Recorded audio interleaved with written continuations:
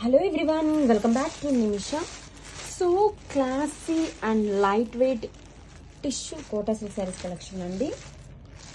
Colour combination వచ్చేసి gold and silver mixed shade వస్తుంది and all over saree కూడా చూడండి బ్యూటిఫుల్ థ్రెడ్ ఎంబ్రాయిడరీ వర్క్ వచ్చేసింది.